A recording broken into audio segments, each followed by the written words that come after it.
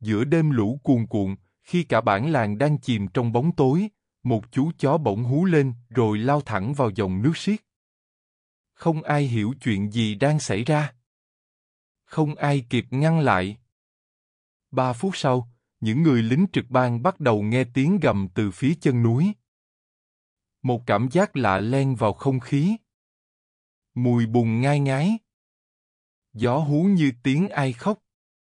Và chính từ giây phút đó, một chuỗi sự kiện kỳ dị dần được vén màn, một bí mật bị chôn giấu giữa bùn lũ, một cái chết từng bị gọi là tai nạn, và một âm mưu kéo dài suốt nhiều tháng. CA kể chuyện kể bạn nghe câu chuyện này không phải để ca ngợi một chú chó, cũng chẳng phải để kể về một trận lũ, mà là để cho bạn thấy rằng đôi khi, sự thật không đến từ điều lớn lao. Nó bắt đầu bằng một cú sủa, một ánh mắt, một linh cảm. Đây là hành trình của Trung úy Sơn, một người lính trẻ với đôi mắt đầy kiên định. Và là hành trình của Sấm, một chú chó nghiệp vụ tưởng chừng như chỉ biết đánh hơi tội phạm, nhưng hôm đó, Sấm đã đánh hơi được cả một sinh mạng, và cả một tội ác. Tại sao một chú chó lại lao vào dòng nước khi chưa có lệnh? Điều gì nằm phía sau chiếc khăn trắng nhỏ theo dòng chữ An Bố Hoa? Và vì sao, chỉ vài ngày sau đó, một cán bộ cấp xã đột ngột biến mất không dấu vết? Nếu bạn nghĩ đây chỉ là một câu chuyện cảm động, bạn đã nhầm. Đây là một hành trình lần ngược dấu vết trong mưa lũ, một cuộc điều tra không súng đạn nhưng đầy hiểm nguy, nơi sự thật được dẫn lối bởi một người lính và một chú chó. Hãy giữ chặt tay vịn ghế. Chúng ta chuẩn bị bước vào hành trình không lối thoát. Đêm ấy, trời mưa không phải mưa thường. Mưa như ai đó trút cả một đời uất ức xuống mái rừng miền Trung. Từ chạng vạng tới nửa đêm, nước dâng cao nuốt cả lối đi, kéo theo tiếng gió rít qua khe đá như tiếng thở dài của đất. Tại trụ sở tạm của đội cứu hộ xã Minh Đức, một chú chó đứng lặng bên góc sân. Bộ lông sẫm màu của nó đẫm nước, tai vểnh cao, mắt mở to không chớp.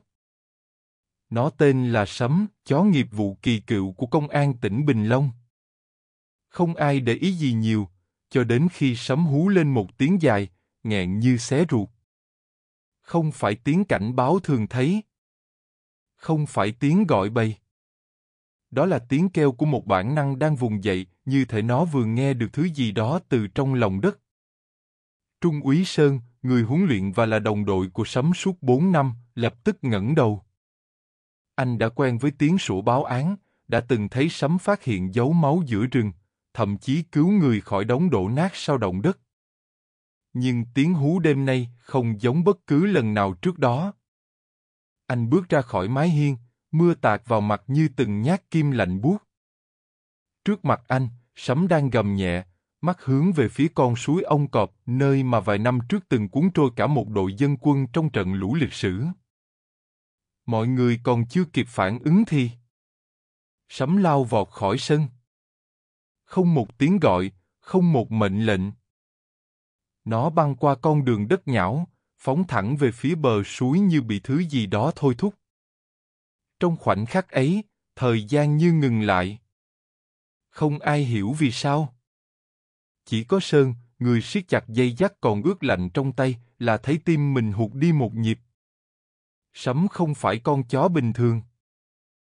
Nó từng phát hiện một cụ già bị vùi trong chuồng bò sau bão. Nó từng dẫn đường qua vách đá để tìm một bé gái mất tích trong rừng. Nhưng chưa bao giờ nó tự ý rời đội hình. Thứ thôi thúc nó đêm nay không phải mùi máu, không phải tội phạm, mà là một linh cảm. Cái linh cảm mơ hồ mà con người thường bỏ qua. Nhưng với một con chó nghiệp vụ từng sống giữa sống, chết, gió, buồn, súng, máu, thì trực giác có thể chính xác như bản đồ vệ tinh. Sơn lao theo sau, đèn pin lắc lư giữa bóng tối, tiếng đồng đội gọi giật phía sau. Nhưng trong đầu anh chỉ còn một điều duy nhất, nếu Sấm hành động như vậy, thì chắc chắn có thứ gì đó. Đêm nay, giữa cơn lũ không báo trước, trong bóng đêm lạnh hơn kim loại, một chú chó đã chọn lao mình vào dòng nước xiết chỉ vì cảm thấy có điều gì đó bất ổn.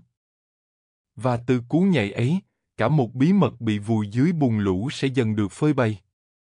Không phải bởi điều tra viên, không phải bởi một nhà báo, mà bởi một con vật không biết nói, nhưng hiểu hơn rất nhiều người. Và từ khoảnh khắc ấy, hành trình mở ra. Một cuộc giải cứu nghẹt thở. Một chiếc khăn trắng theo tên. Và một sự thật bị chôn vùi bắt đầu ngoi lên khỏi bùn đất. Trung úy Nguyễn Văn Sơn, một sĩ quan trẻ của lực lượng công an tỉnh Bình Long. Không phải ngôi sao, không có huy chương lấp lánh, không hay phát biểu dài dòng. Nhưng với anh, có một điều không bao giờ thay đổi, niềm tin dành cho Sấm. Sơn gặp Sấm lần đầu tại trường huấn luyện nghiệp vụ, một buổi chiều muộn. Con chó nhỏ, lông sẫm màu, nằm co trong góc chuồng, không sủa, không nhúc nhích. Nhưng khi ánh mắt nó bắt gặp anh, không hiểu vì sao, tim anh khựng lại. Nó có gì đó rất con người. Sơn kể lại như vậy với đồng đội. Không sợ hãi, không vồ vập. Chỉ là một ánh nhìn bình thản, như thể đang hỏi. Anh có đủ kiên nhẫn không? Suốt 2 năm sau đó, Sơn và Sấm gần như không rời nhau nửa bước. Cùng ăn, cùng ngủ, cùng đi hiện trường. Sấm chưa bao giờ lỗi bài, nhưng cũng chưa bao giờ thể hiện. Nó không phải kiểu chó làm trò. Nó làm đúng, làm đủ, làm sâu. Có lần, trong một vụ tìm kiếm nạn nhân mất tích ở rừng Thông Hương Khê, đội phải dừng cuộc tìm do mưa quá lớn, điện thoại mất sóng. Nhưng Sấm không chịu vào láng. Nó ngồi lì trước cửa rừng. 3 tiếng sau, nó dẫn cả đội đến một khe đá nhỏ, nơi có một đôi dép cũ nằm ngập trong bùn. Người đàn ông mất tích được tìm thấy sau đó, trong tình trạng kiệt sức nhưng sống sót. Sơn từng nói, tôi không cần Sấm phải làm gì đặc biệt. Tôi chỉ cần nó ở lại, khi mọi thứ khác đã bỏ cuộc. Nghe có vẻ đơn giản. Nhưng giữa thiên tai, khi nước cuốn mọi thứ đi, ở lại là một lựa chọn rất khó. Đêm hôm đó ở Minh Đức, khi Sấm lao vào dòng nước, Sơn hiểu ngay, đó không phải phản xạ. Đó là lựa chọn. Và một khi Sấm đã chọn, anh sẽ không để nó đơn độc. Anh lao theo, không chờ mệnh lệnh, không cân nhắc hậu quả. Không phải vì bốc đồng, mà vì trong suốt 4 năm bên nhau, Sấm chưa bao giờ hú sai một tiếng. Trong hành trình làm lính, đôi khi người ta có thể lầm về đồng đội của mình. Nhưng với Sơn, anh chưa từng lầm về Sấm. Cũng như lòng tin, một khi đã dành cho đúng người, thì dù giữa đêm mưa trắng xóa, giữa những tiếng gió hú rợn người, dù chỉ còn một bóng lưng và một cái đuôi in xuống bùn, anh vẫn sẵn sàng bước theo. Sấm dừng lại. Toàn thân căng như dây đàn. Gió tạt từng đợt, mưa rát mặt, bùn nhão ngập mắt cá. Nhưng ánh mắt chú chó không rời một điểm cố định giữa dòng nước đục ngầu.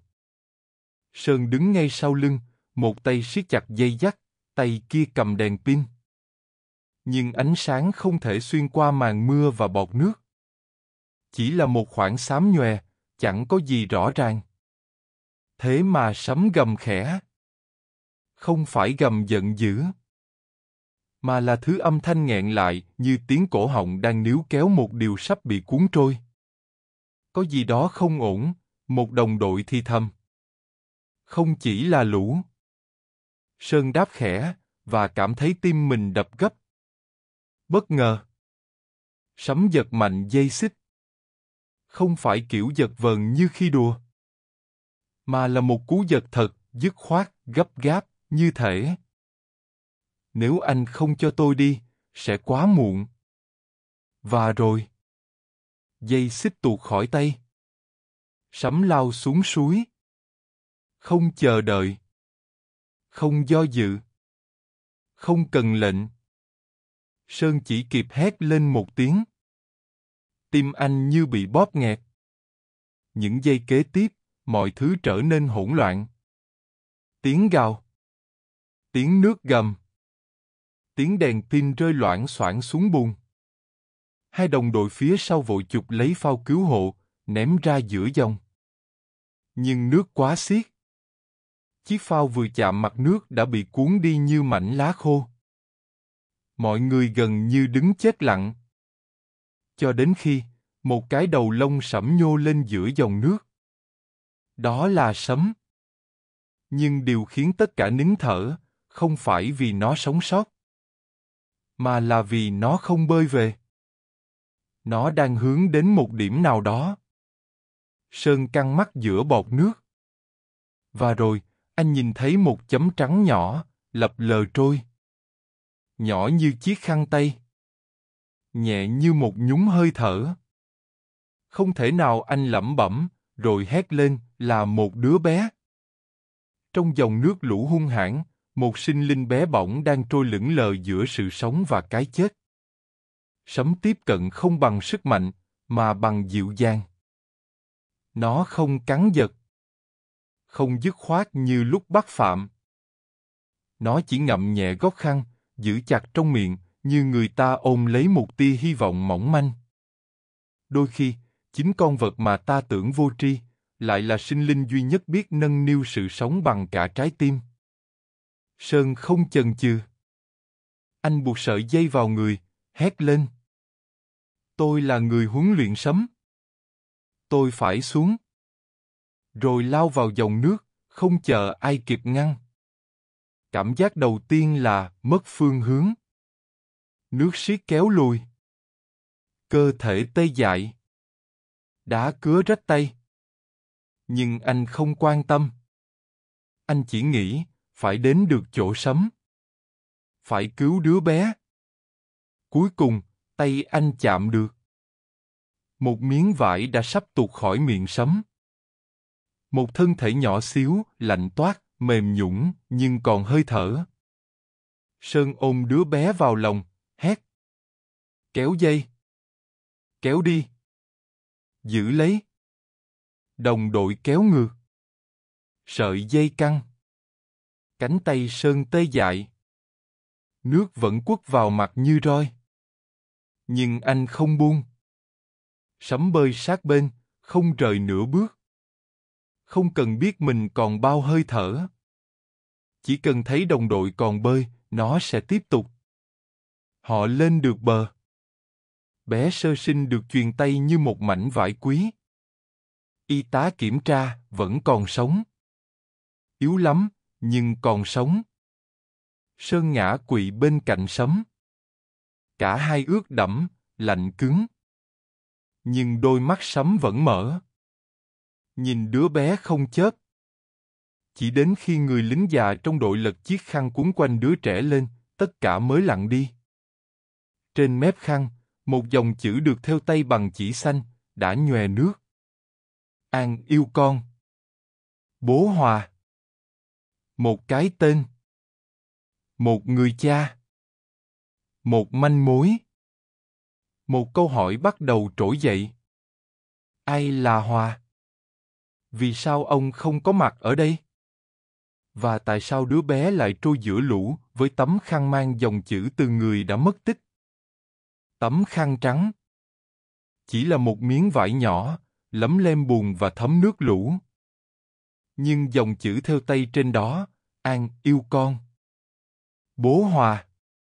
Đã khiến căn phòng chỉ huy tạm thời chìm vào im lặng. Trung úy Sơn cầm chiếc khăn trong tay.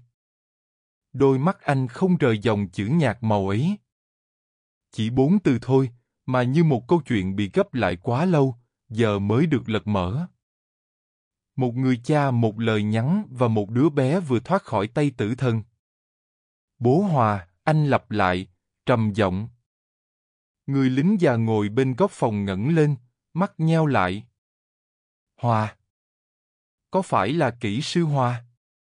Phạm Văn Hòa. Người từng khảo sát khu tái định cư phía sau đồi keo.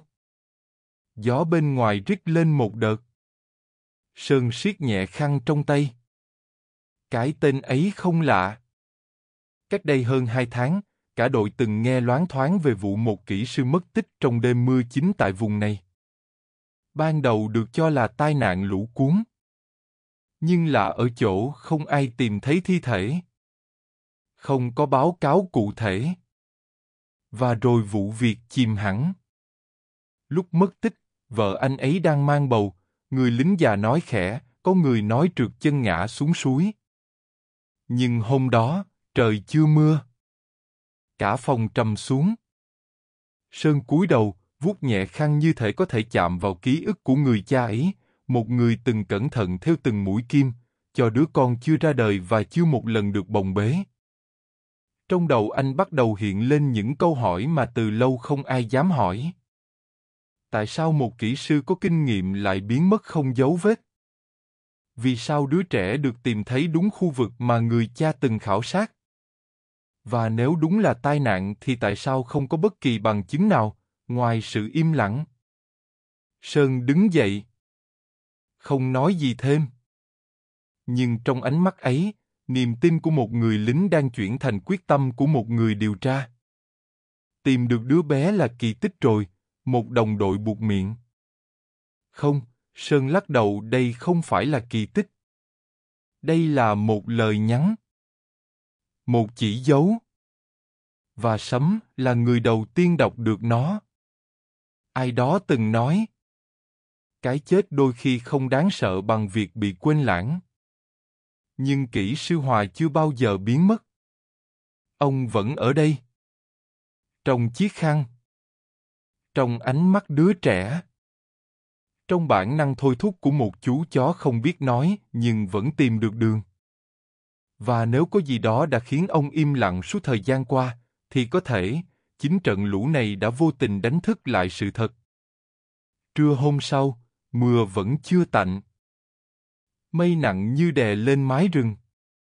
Không khí đặc quánh mùi bùn đất và rác rưởi cuốn từ thượng nguồn. Nhưng bên trong Sơn, có một cảm giác đang dần rõ nét, anh cần quay lại chỗ Sấm từng dừng lại trong đêm. Ngay đoạn khúc cua của suối Ông Cọp. Sấm đi trước, lặng lẽ, không cần lệnh. Tuy thân thể còn mỏi sau đêm vật lộn với dòng nước, nhưng từng bước chân nó vẫn chắc chắn, đều đặn, như thể bản năng nghiệp vụ vừa được kích hoạt lại. Đến đúng vị trí ấy, nơi có mùi lạ, có dấu hiệu buồn bị xáo trộn, Sấm khựng lại. Rít khẽ. Cào nhẹ lớp bùn mềm. Sơn cúi xuống, xẻng trong tay, nhẹ nhàng xúc từng nhát. Mỗi lớp bùn được lật lên, như đang bóc từng trang nhật ký bị vùi lấp.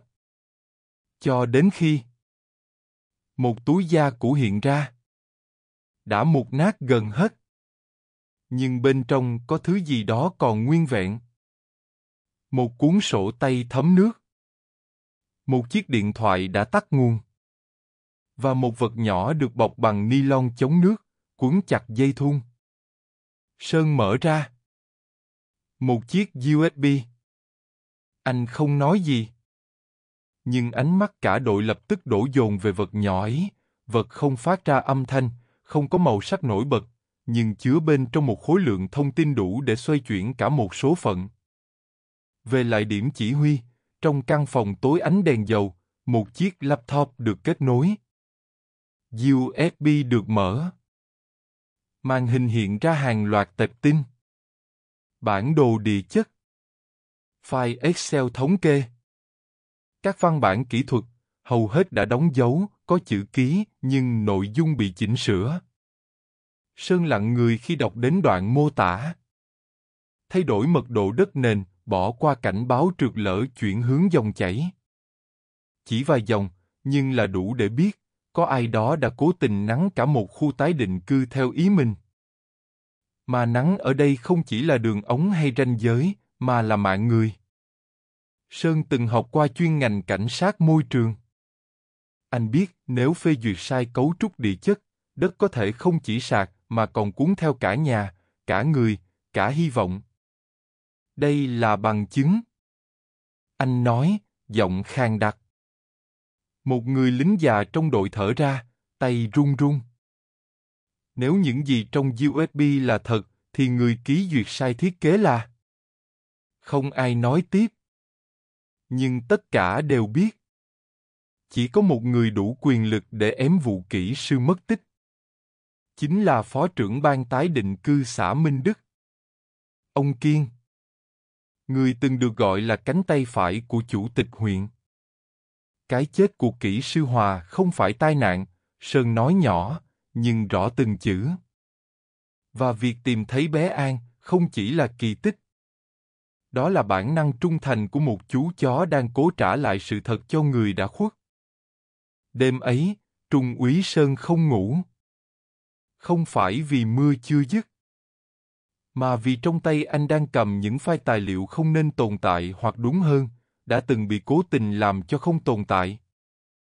Mỗi một bản đồ hiện trên màn hình, mỗi con số, mỗi dấu mực đỏ nhòe nước như một vết cắt mảnh nhưng sắc lạnh, cắt thẳng vào danh dự của những người từng nói mình vì dân.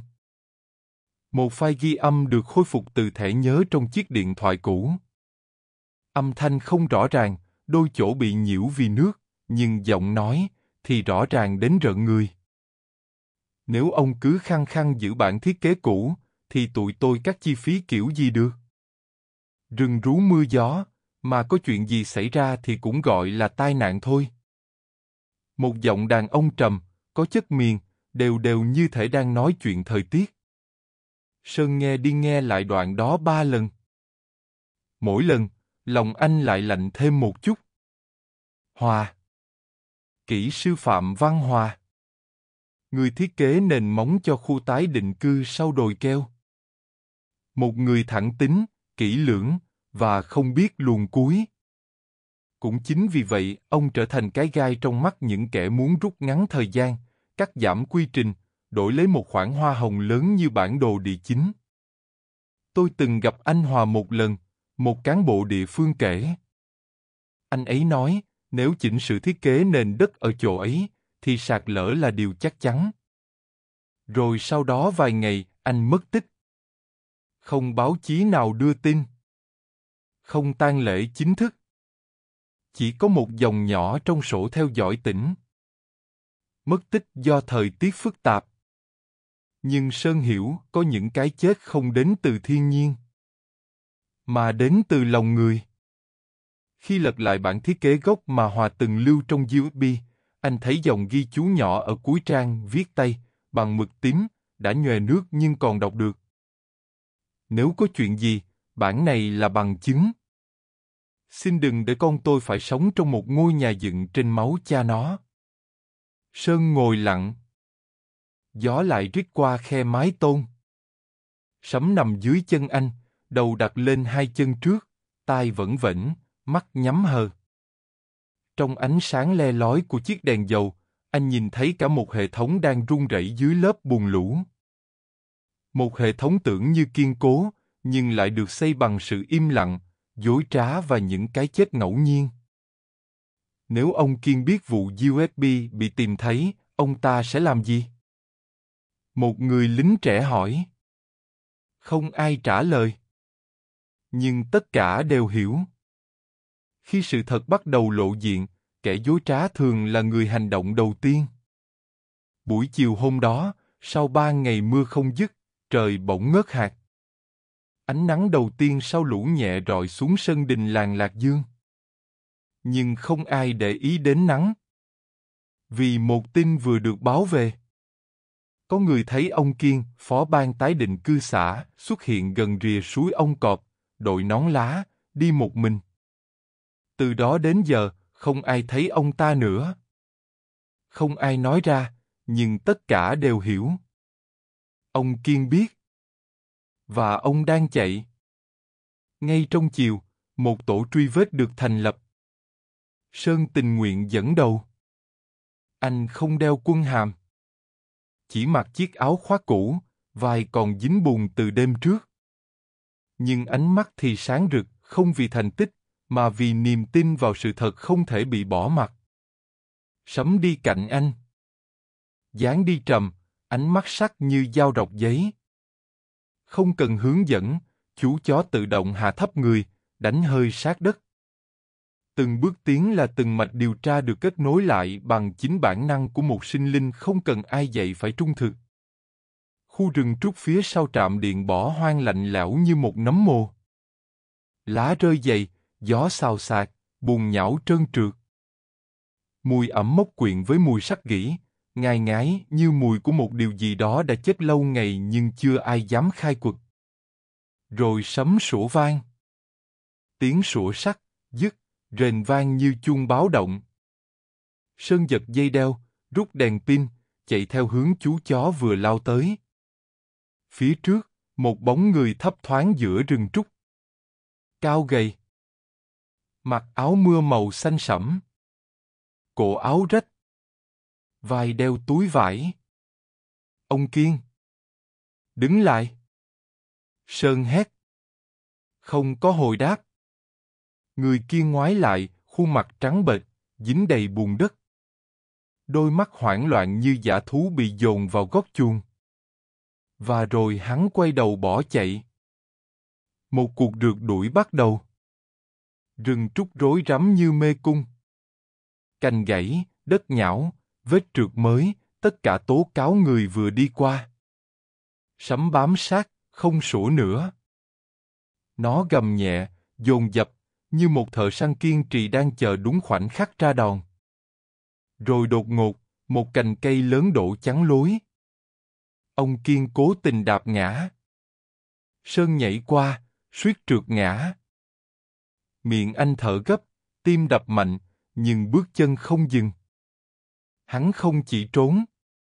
Hắn đang cố thủ tiêu dấu vết cuối cùng. Bên hông ông Kiên, một túi vải cũ phồng căng. Bên trong là gì, tiền, giấy tờ, hay chứng cứ? Cuối cùng, tại rìa khe đá gầm nơi địa hình dốc, chỉ đủ cho một người đi lọt sấm chặn đầu ông Kiên. Mặt đối mặt. Người và chó. Tôi không muốn làm hại ai. Ông ta gào lên, tay run lẩy bẩy. Chuyện này không chỉ mình tôi. Tôi chỉ ký thay thôi. Nhưng Sơn không cần ông ta khai ngay. Chính chiếc túi ông đang ôm mới là người nói thật nhất. Thả túi xuống. Quay lại. Ông còn cơ hội để nói ra trước khi bị buộc tội. Sơn nói chậm rãi, không hét, không ép. Nhưng ánh mắt thì không còn nhún nhường. Và rồi. Trong lúc ai cũng ngỡ ông Kiên đã chịu dừng lại, ông ta đột ngột quay người, lao xuống sườn núi nhỏ phía sau. Sấm lập tức phóng theo như một mũi tên. Sơn lao sau. Gió lồng lộng. Đất trượt dưới chân. Mỗi bước đều có thể là bước cuối. Trong giây phút ấy, sấm phóng vọt lên, táp trúng bắp chân ông Kiên. Cú va đủ khiến người đàn ông ngã lăn, trượt xuống một hố bùn nhỏ, bất động. Túi vải văng ra, rơi xuống nền đất ướt. Trong túi là gì? Một xấp tiền mặt. Và một ổ cứng di động. Ổ cứng sau đó được xác minh chứa toàn bộ bản vẽ tay, kế hoạch phân lô trái phép, cùng những văn bản không hề có trong hệ thống quản lý đất đai chính thức. Ông Kiên, người từng đại diện cho một dự án vì dân, giờ bị còng tay, giữa rừng, trong mưa. Không phải vì có ai đó tố cáo, mà vì một chú chó đã không quay lưng. Khi cánh tay ông Kiên bị còng lại, khi ổ cứng trong túi vải được kiểm tra, ai cũng nghĩ vụ án đã chạm đến điểm cuối. Nhưng với Sơn, vẫn còn một điều gì đó, chưa đúng. Cảm giác ấy âm ỉ như vết bỏng nhẹ, không đau, nhưng không biến mất. Ông Kiên nhận tội, nhưng né tránh. Nói mình chỉ ký thay, chỉ làm theo quy trình, chỉ có phần nhỏ. Nhưng ổ cứng lại chứa bản vẽ chi tiết tới từng lô đất, từng tên chủ hộ, từng ký hiệu kỹ thuật. Không ai ký thay mà nhớ rõ đến vậy. Đêm hôm đó, Sơn ngồi trước bàn, trải hết sơ đồ hiện trường, bản đồ địa chất, và cả những lời khai mập mờ của ông Kiên. Anh nối lại từng dấu chấm. Một mô hình bắt đầu hiện ra. Tất cả các điểm sạt lở, hố tử thần và tai nạn đều nằm trong cùng một cụm rừng nơi từng là đất dân sinh, nhưng rồi biến mất khỏi bản đồ quy hoạch chỉ trong một tuần. Nếu những mảnh đất đó bị lấy, thì hồ sơ lưu ở đâu? Nếu chúng là đất hợp pháp, phải có sổ. Mà nếu không tìm thấy ở văn phòng đăng ký đất đai, thì chỉ còn một nơi khác, nơi không ai ngờ tới. Sơn thầm nghĩ. Khu kho dự trữ vật tư của xã Minh Đức đã bị bỏ hoang gần 5 năm. Cửa khóa. Tường loang lỗ. Chuột chạy rầm rập. Nhưng giữa đống ngổn ngang sắt gỉ và bao xi măng mốc meo, Sơn phát hiện một chiếc két sắt cũ loại từng dùng ở ngân hàng những năm 90. Ổ khóa rỉ. Tay quay vẫn còn trơn. Nhưng phải đúng mã mới mở được. Cả đội đứng lặng. Rồi bất ngờ, Sấm tiến lại, ngửi quanh thành két, và cào nhẹ vào góc dưới bên trái, nơi có một mảnh giấy nhỏ bị giấu sau lớp gạch vỡ. Sơn nhặt lên. Chỉ là một mẩu giấy ẩm, ghi 3 con số nguệch ngoạc. 290615. Ngày gì vậy? Ai đó hỏi. Ngày ông Hòa mất tích, Sơn đáp khẽ. Sơn thử quay khóa theo dãy số. Một tiếng cạch nhẹ vang lên. Cánh cửa két bật ra. Bên trong là một xấp hồ sơ dày, được bọc trong túi ni lông, và một chiếc sổ tay. Hồ sơ liệt kê gần 120 hộ dân từng sống ở cụm dân cư rìa rừng keo, nơi sau này được quy hoạch thành dự án hạ tầng sinh thái huyện Lạc Dương. Danh sách ký tên bằng tay. Có cả dấu vân tay. Nhưng sau mỗi tên là một ghi chú bằng bút đỏ. Không còn ở địa phương. Mất tích không rõ lý do. Tự nguyện di dời, không có đơn xác nhận. Tất cả đều biến mất, đúng trong 1 tháng trước và sau vụ ông Hòa mất tích.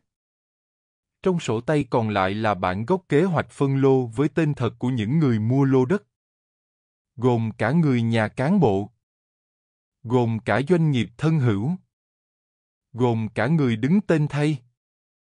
Không chỉ là vụ tai nạn. Không chỉ là một cái chết. Đây là cả một vụ rút ruột tài nguyên bằng mồ hôi, nước mắt và máu của người dân, Sơn khẽ nói, giọng trầm hẳn. Một người lính già trong đội nhìn vào danh sách, rồi gấp lại, nói. Nếu không có trận lũ, nếu không có con bé được cứu, nếu không có Sấm, thì tất cả những người này sẽ chỉ được nhớ bằng vài dòng trên miệng giếng cạn. Sơn im lặng. Không phải vì cạn lời, mà vì quá nhiều thứ cần phải được nói đúng nơi, đúng lúc, đúng người. Hồ sơ được niêm phong. Két sắt được di chuyển. Vụ án chính thức được mở rộng. 3 tuần sau, trời nắng lại.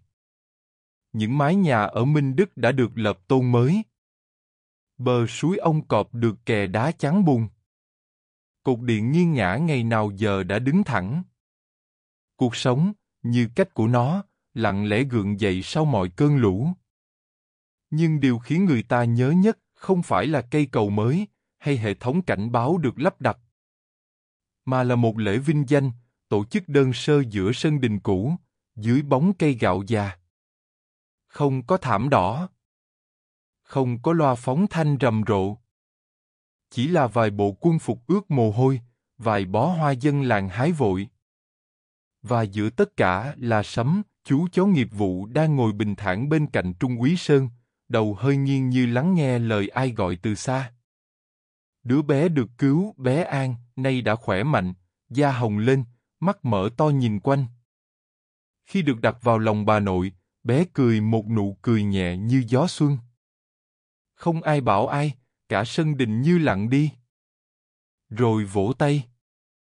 Và rồi khóc. Vì đứa trẻ đã về được với gia đình. Vì một sự thật đã được hé lộ. Và vì giữa lúc tưởng như tuyệt vọng nhất, vẫn có những sinh linh lặng lẽ làm điều đúng đắn. Bà nội bé An đặt một chiếc vòng len nhỏ, đan tay, màu đỏ vào cổ Sấm. Không phải huân chương, cũng không phải phần thưởng. Chỉ là một món quà dân dã, như cách người miền Trung biết ơn, không khoa trương, nhưng nhớ suốt đời. Sơn ngồi bên cạnh, tay đặt nhẹ lên lưng Sấm. Anh không nói gì suốt buổi. Chỉ đến khi lễ kết thúc, mọi người chuẩn bị rời đi, anh mới mở túi áo lấy ra chiếc huân chương nhỏ bằng kim loại phần thưởng cho thành tích đặc biệt trong cứu nạn. Anh cúi xuống, đặt huân chương vào tay bà nội bé An, rồi nói: Bé An giữ giúp tôi nhé. Đến khi cháu lớn, hãy kể cháu nghe về chú chó này. Về đêm mưa. Về dòng nước lũ. Và về những điều tưởng như chẳng ai còn tin, rằng lòng trung thành có thể cứu được một mạng người. Câu nói ấy không phải để nhận lại lời khen, mà là để gửi gắm một thông điệp, rằng cuộc đời này đôi khi được dựng lại không phải từ tiền bạc hay quyền lực, mà từ những hành động đúng lúc của những người, và cả những con vật, không ai để ý.